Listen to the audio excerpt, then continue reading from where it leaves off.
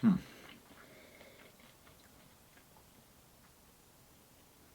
Hmm. Hmm. Yep.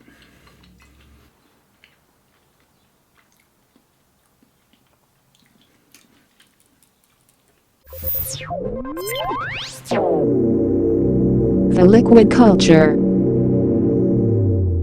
What's up, everybody? This is Mitchell Chirac with another episode of The Liquid Culture. Today's episode is all about food and wine pairing. I've got 3 French wines here, but of course, with a couple of kind of inspired food pairings based off of some places that I've visited that I think I'd like to share with you, and I think you might enjoy as well. So, not going to stand on ceremony here, guys. We're just going to pop bottles and shoot the damn thing. Let's go. First up is something that, any great meal could be started with, and that's a little bit of the bubbly. I don't know if you guys have watched any of my 3-part series on sparkling wines that I filmed a little while back. Talked about some of the kind of some terms that you need to look for whenever buying sparkling wine. But I did that video with some sparkling wines from New Mexico, Gru, which I love. Great, great value sparklers. So today I wanted to do an actual champagne. That's what it should sound like whenever you open. Hold up. Sorry. That's what it should sound like whenever you open a bottle of champagne. Unless, of course, you're being super extra like I do sometimes and you want to savor your bottle. Whole different deal. This bottle is a half bottle of Bellecote Saumon from the Côte de la Mar. And the reason I like these guys is because, well, one, Bellecote Saumon is one of the longest longest continuously family-run champagne houses in Champagne, and because of their location in the Côte de la Marne, they make their blend, their house, this is their Reserve Brut Reserve, so kind of their standard house offering. That cuvee is made predominantly with a blend of the third most famous, but often not really known, grape of Champagne, which is Pinot Meunier. Typically, they're made with a good portion of Pinot Noir, Chardonnay, or Blanc de Blancs, which is all Chardonnay. Pinot Meunier is kind of one of those gray-skinned grapes. I mean, I guess it's probably, if you had to put it into a category, it's in the red category. But yeah, it makes for a really nice, I think it's 40% Meunier. Then the other portion of it is 30% Pinot Noir, 30% Chardonnay.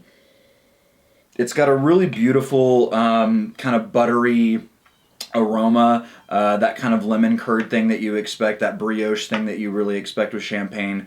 So very kind of classic champagne, but slightly different in that Pinot Meunier makes up a bigger portion of the blend. The pairing that I have decided to go with today is one that I absolutely love, and I'm going to take a quick sip and then we'll get into that.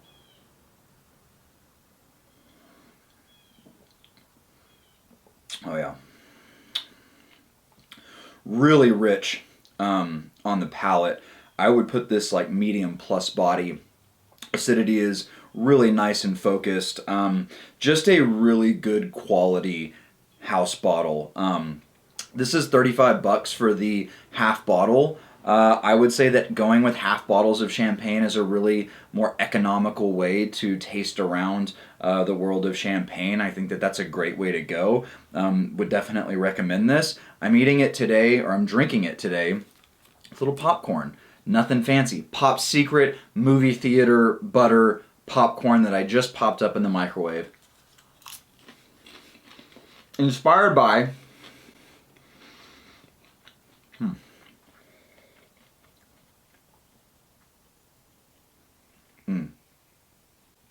Man. When you go take that sip of the champagne, the bubbles just really like hit that popcorn and really intensify the bubble, almost like Pop Rocks in your mouth. Inspired by a wine bar that my wife and I visited in San Francisco called the Riddler. Really, really cool champagne focused or sparkling focused wine bar in San Francisco. Would highly, highly recommend any trip you ever take to San Francisco stopping in at the Riddler, popping a bottle, hanging out, eating some of the popcorn that they provide for you for free up at the counter. And I mean, it's really just the buttery popcorn pairs so well with the nice, rich, buttery champagne. And it's just a fun pairing. I mean, this is one of those that I absolutely recommend as the spring's coming up, summer's coming up.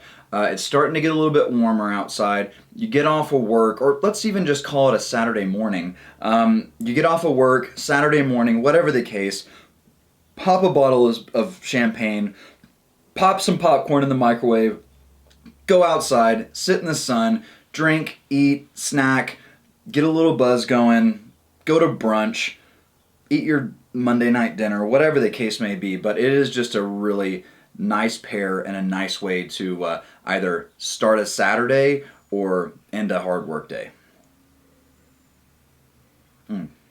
Also, if you guys are still drinking out of those champagne flutes that are about this big but about this tall, please stop doing that. Get yourself a good glass for drinking champagne where you can get in there, really nose it up, and I mean, you know there's bubbles in there. You don't really need to watch them cascading up and down.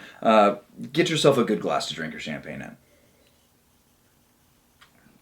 Awesome. Up next, Beaujolais. Let's go. Fleury. One of the lighter Cru Beaujolais. I put up, you guys are probably watching this about a week after I posted one of my wine note posts on this bottle. Reason I wanted to do that was, one, I popped this bottle just to make sure it was going to do the thing that I wanted it to do, and it did. And it was so good that I decided I wanted to do wine notes on it just to give you guys a little sneak peek to this video. It's kind of like Back to the Future, kind of thinking, today I posted that, but I'm talking as if you're watching this next week. Crazy. Fleury, Grand Cru, Beaujolais, Cru Beaujolais.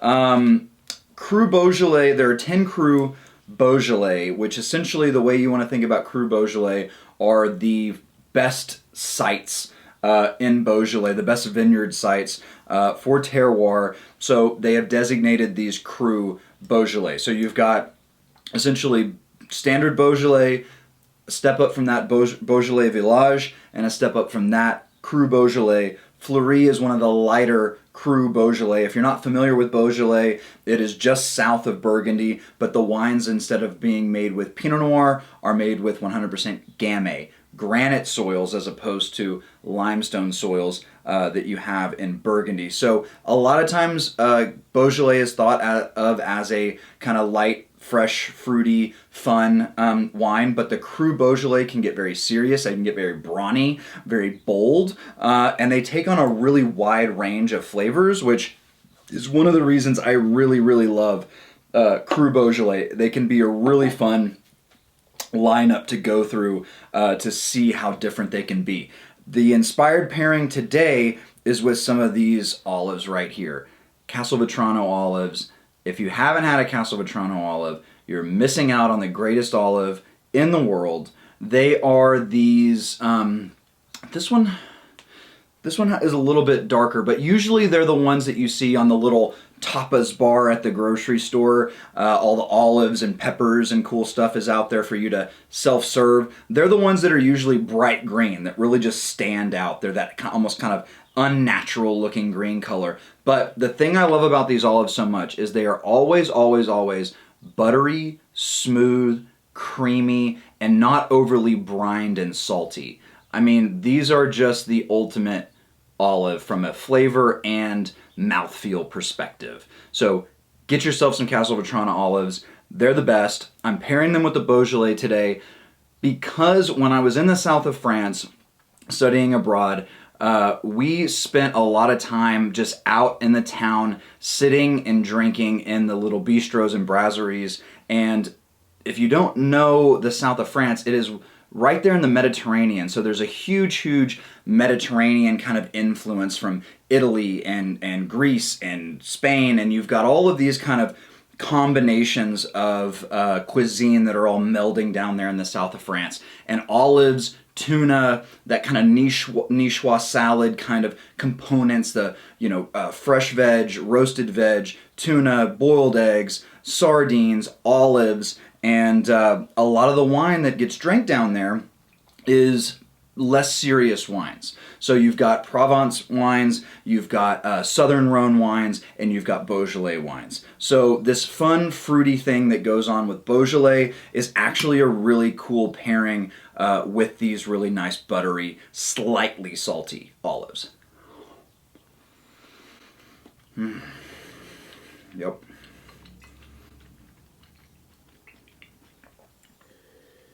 Oh, God. I love this. This Fleury is incredible. The Maison Passot, 2018, guys. So still super young. Cru Beaujolais.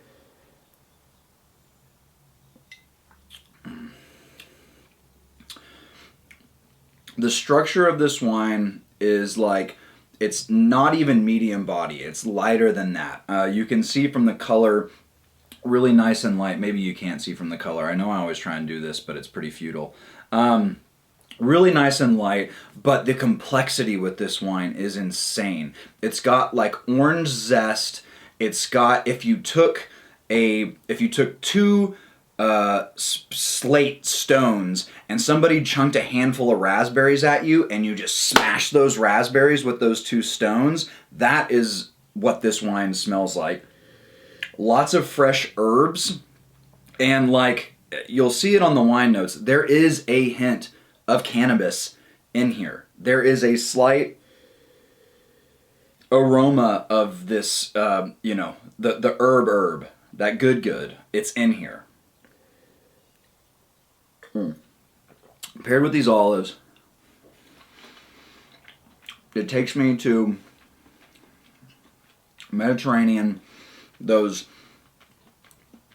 stone beaches. They don't have sand down there. It's ridiculous.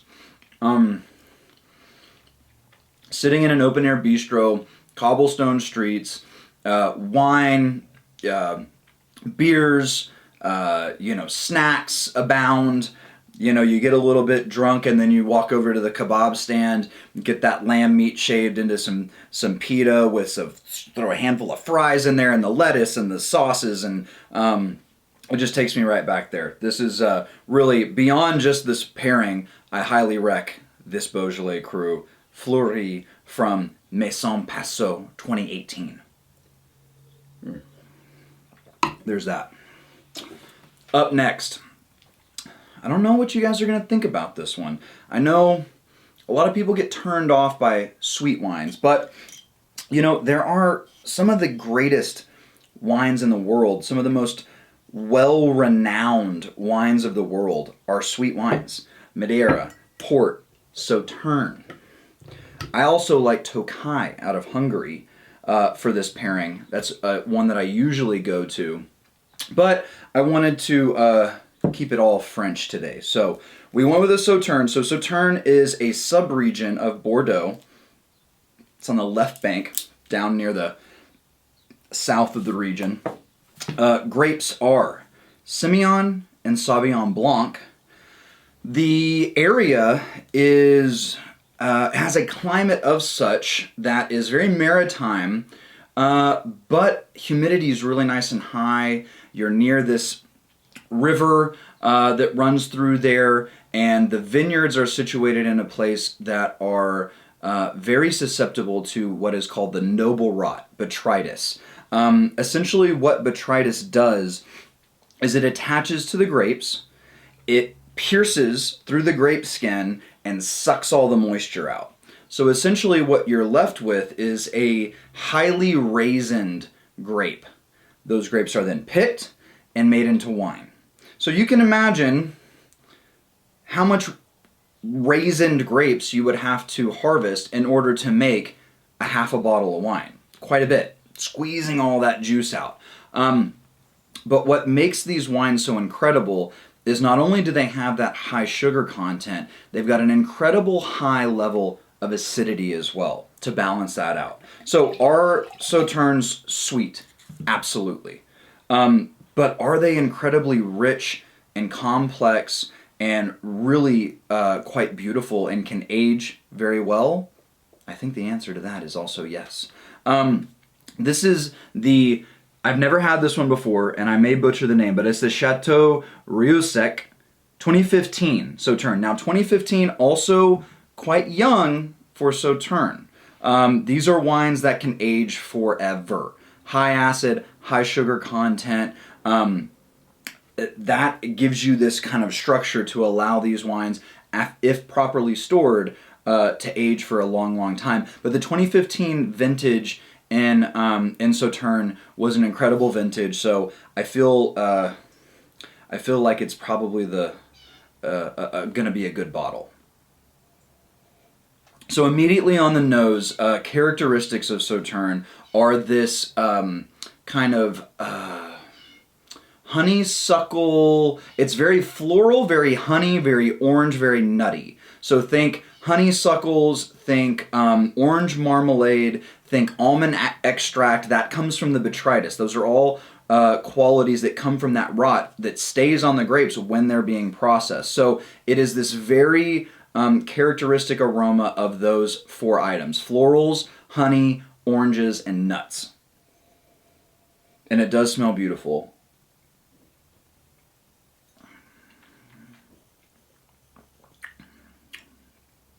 Yeah, I mean, so luscious, yes. Sweet, yes. Rich, yes. But very sharp, razor sharp acidity on the wine. It does not linger for an incredible amount of time. This is definitely, again, a young, light, definitely higher on that orange marmalade scale than some other Sauternes that I've had. But really delicious, and is going to work really well with the pairing that I've set up, which is inspired by, well, I mean, I eat this combination all the time, but mostly inspired by a dinner my wife and I had at Jeffrey's in Austin, which is one of my favorite restaurants. Everything they do there is incredible. It's one of the McGuire Mormon Hospitality Group restaurants in Austin. And I think if Wes Anderson owned a high-end steakhouse, that's how I would categorize Jeffrey's. It's incredible. I don't want to get too much into Jeffrey's, but check it out. Blue cheese. And this is a Point Reyes blue cheese from California, one of the first, if not the first, blue cheeses to be made in California. Point Reyes is not on that super sharp, funky Stilton scale. It's on that more creamy, almost like Gorgonzola kind of scale, where it's pungent, but not over the top pungent. For me personally, I love when I'm getting a cheese board like I did at Jeffrey's. I actually had a glass of Tokai when I had that cheese board at Jeffrey's. But again, we're sticking to France, so we're doing Sauternes. Beautiful. I love to do blue cheese with like a little smattering of honey or maybe like a fig preserve. Not necessary if you're drinking a beautiful dessert wine like a Sauternes.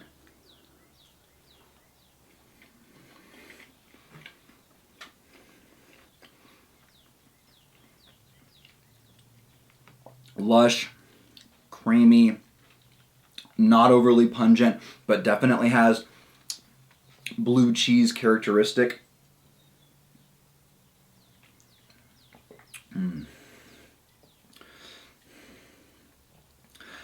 Really probably my all-time food and wine. Getting choked up here. All-time food and wine pairing. Blue cheese with the sweet dessert wine, Tokai or Sauternes in this instance. If you're going with something more Stilton, more very like hardcore pungent blue cheese, I go port. But with the lighter, creamier, not so pungent blue cheeses, Sauternes works beautifully. The floral components in here with that orange marmalade honey thing going on. This one isn't super kind of marzipan-y, almondy, which I normally like, but it still has that kind of jam preserve thing that, like, I would, if I didn't have this, I would be kind of dousing this in some honey or some orange marmalade or something like that.